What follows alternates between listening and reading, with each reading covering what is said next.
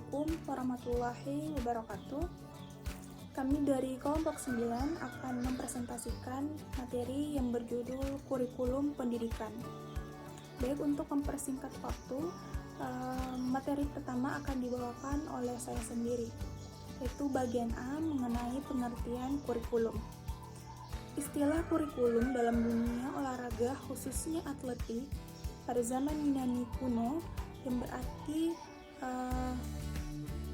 kurir atau seseorang yang bertugas menyampaikan sesuatu kepada orang lain di lain tempat. Sedangkan secara terminologi, istilah kurikulum digunakan dalam dunia pendidikan, yaitu sejumlah pengetahuan atau kemampuan yang harus ditempuh atau diselesaikan oleh siswa untuk mencapai tingkatan tertentu secara formal dan dapat dipertanggungjawabkan. Adapun definisi yang menurut para ahli tentang kurikulum diantaranya yaitu yang pertama menurut Profesor Dr. S. Nasution MA yang menjelaskan bahwa kurikulum sebagai suatu rencana yang disusun untuk melancarkan proses kegiatan belajar mengajar di bawah naungan, bimbingan, dan tanggung jawab sekolah atau lembaga pendidikan.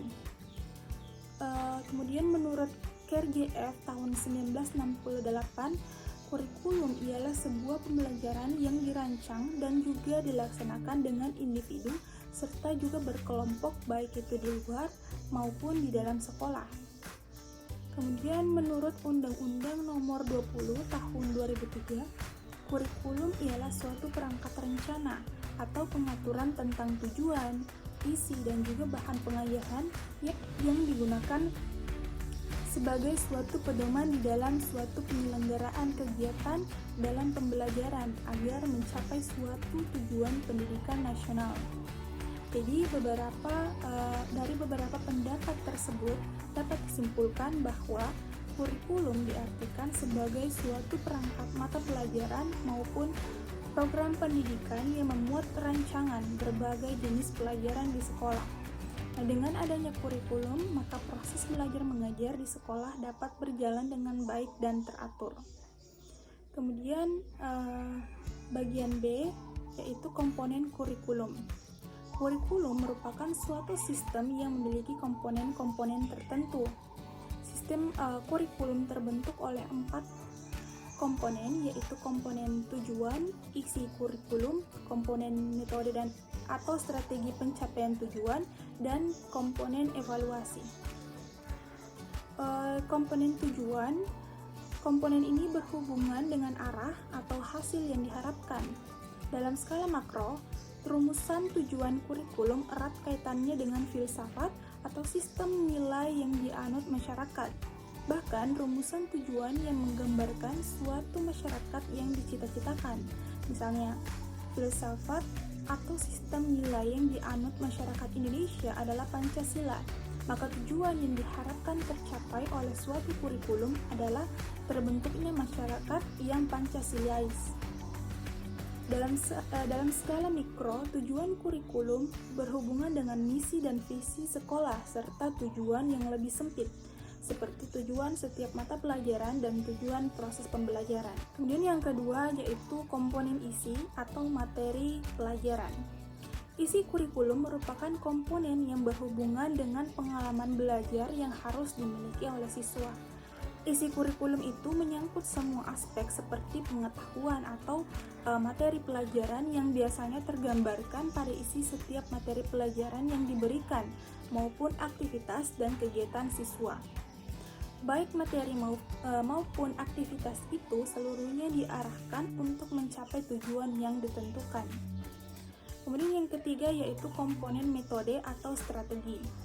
Komponen ini merupakan komponen yang memiliki peran yang sangat penting sebab berhubungan dengan implementasi kurikulum.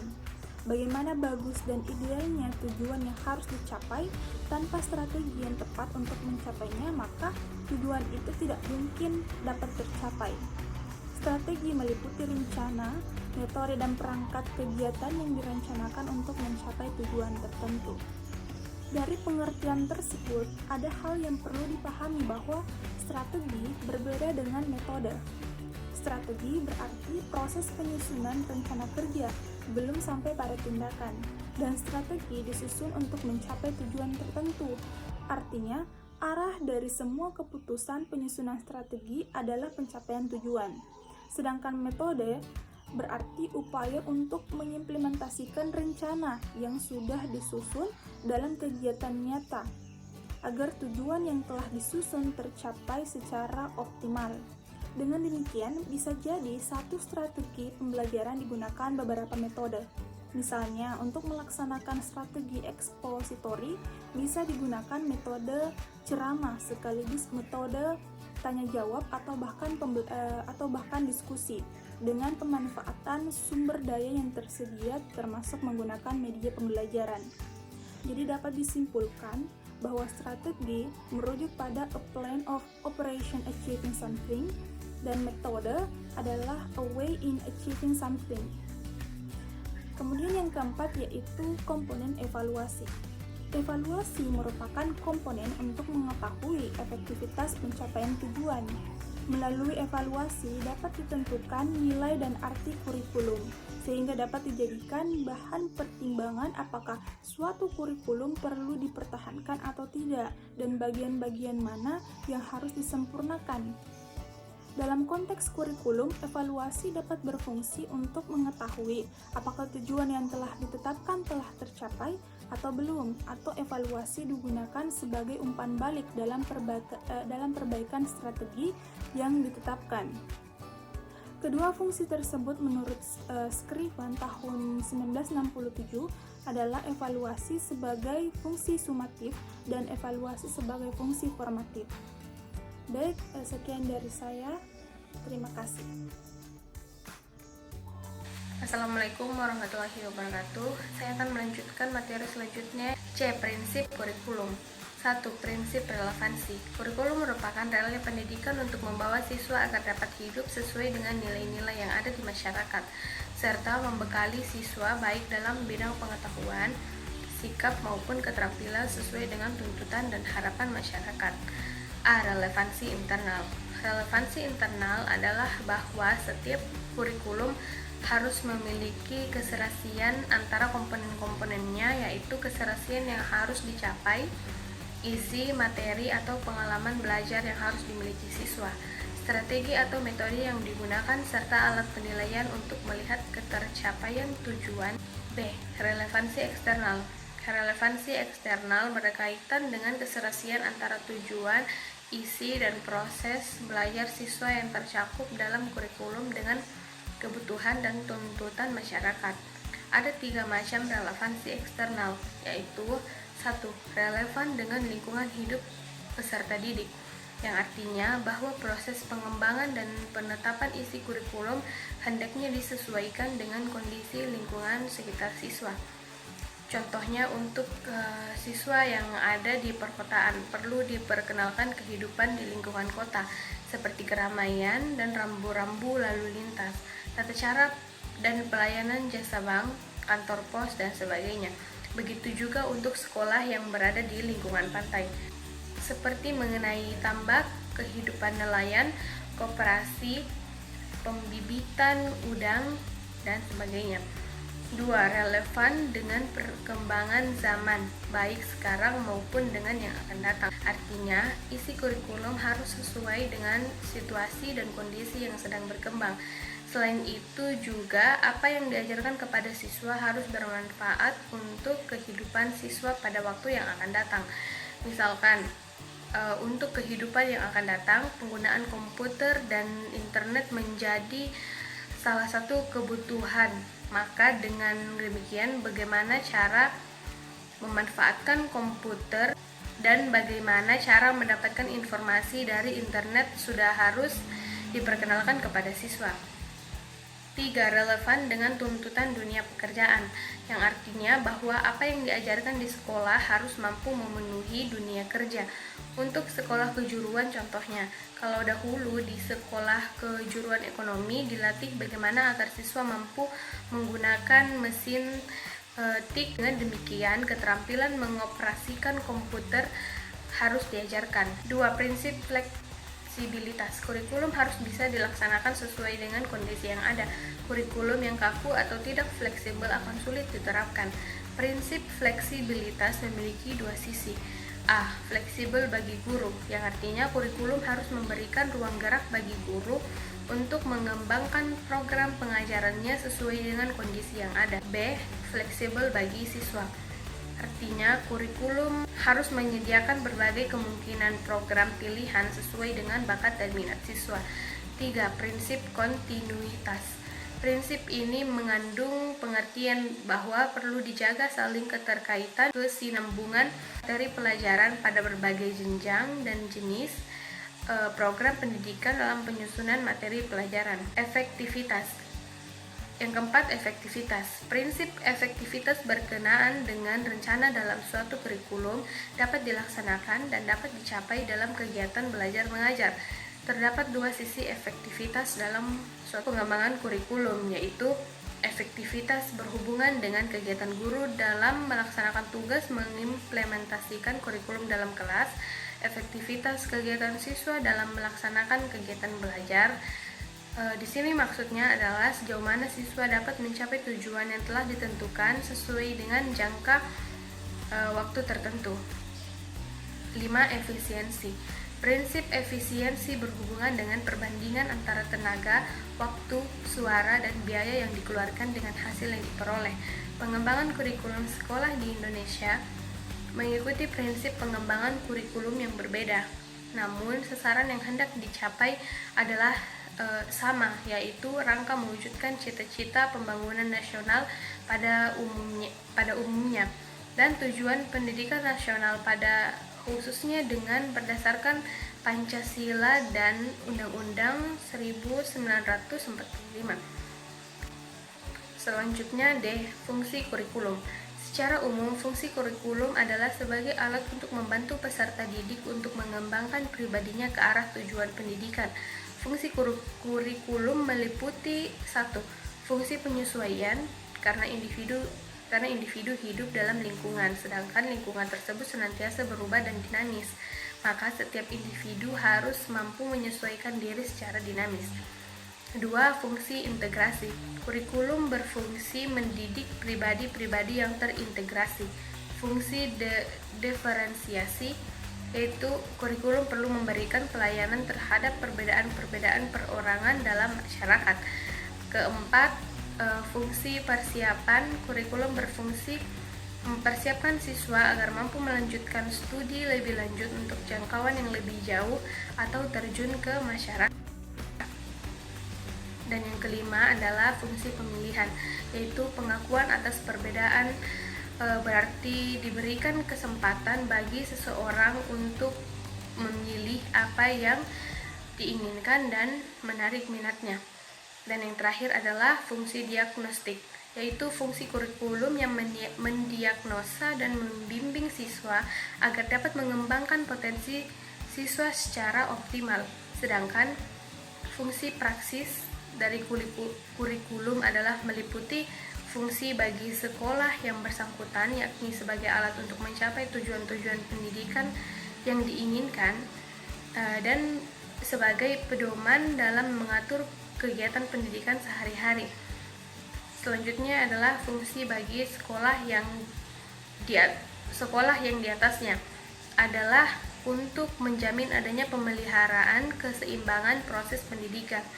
Dan yang terakhir adalah fungsi bagi masyarakat dan pemakai lulusan. Materi selanjutnya adalah peranan kurikulum.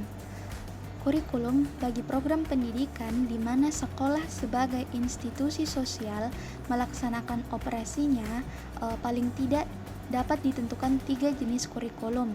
Yang pertama adalah peranan konservatif, menekankan bahwa kurikulum itu dapat dijadikan sebagai sarana untuk mentransmisikan nilai-nilai warisan budaya masa lalu yang dianggap masih relevan dengan masa kini bagi generasi muda. Yang kedua adalah peranan kritis dan evaluatif. Perkembangan ilmu pengetahuan dan aspek-aspek lainnya senantiasa terjadi setiap saat. Peranan 160 kreatif menekankan bahwa kurikulum harus mampu mengembangkan suatu yang baru sesuai dengan perkembangan. Yang ketiga adalah peranan aktif. Peranan ini dilatar belakangi oleh adanya kenyataan bahwa nilai-nilai dan budaya yang hidup dalam masyarakat senantiasa mengalami perubahan, sehingga pewarisan dan nilai-nilai budaya masa lalu kepada siswa perlu disesuaikan dengan masa sekarang.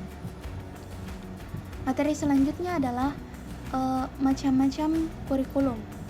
Ditinjau dari konsep dan pelaksanaannya, kita mengenal beberapa istilah kurikulum sebagai berikut. Yang pertama adalah kurikulum ideal, yaitu kurikulum yang berisi sesuatu yang ideal, sesuatu yang dicita-citakan sebagaimana yang tertuang di dalam dokumen kurikulum. Yang kedua adalah kurikulum aktual, yaitu kurikulum yang dilaksanakan dalam pengajaran dan pembelajaran. Yang ketiga adalah kurikulum tersembunyi atau hidden curriculum, yaitu segala sesuatu yang terjadi pada saat pelaksanaan kurikulum ideal menjadi kurikulum faktual. Yang keempat adalah kurikulum terpisah-pisah atau separated curriculum. Kurikulum ini menyajikan segala bahan pelajaran dalam berbagai macam mata pelajaran yang terpisah-pisah satu sama lain, seakan-akan ada batas pemisah antara mata pelajaran satu dengan yang lainnya. Yang kelima adalah kurikulum terpadu atau integrated curriculum. Dalam kurikulum terpadu atau terintegrasi ini, batas-batas di antara mata pelajaran sudah tidak terlihat sama sekali karena semua mata pelajaran sudah dirumuskan dalam bentuk masalah atau unit. Dan yang terakhir adalah kurikulum terkorelasi atau correlated curriculum, yaitu kurikulum yang menekankan perlunya hubungan di antara dua atau lebih mata pelajaran tanpa menghilangkan batas-batas setiap pelajaran. Berdasarkan pengembangan dan penggunaannya, kurikulum dapat dibedakan menjadi yang pertama, kurikulum nasional, kurikulum negara bagian, dan kurikulum sekolah. Cukup sekian dari saya. Wassalamualaikum warahmatullahi wabarakatuh. Poin selanjutnya adalah tujuan kurikulum. Tujuan kurikulum merupakan tujuan dari setiap program pendidikan yang diberikan kepada anak didik. Kurikulum memiliki satu fungsi utama, yaitu sebagai alat untuk mencapai tujuan dari pendidikan. Dan di Indonesia terdapat empat tujuan utama secara hierarki, yaitu yang pertama tujuan nasional. Tujuan nasional atau pendidikan nasional bertujuan untuk mencerdaskan kehidupan bangsa dan mengembangkan masyarakat Indonesia menjadi lebih beriman dan bertakwa kepada Tuhan Yang Maha Esa dan berbudi pekerti yang luhur.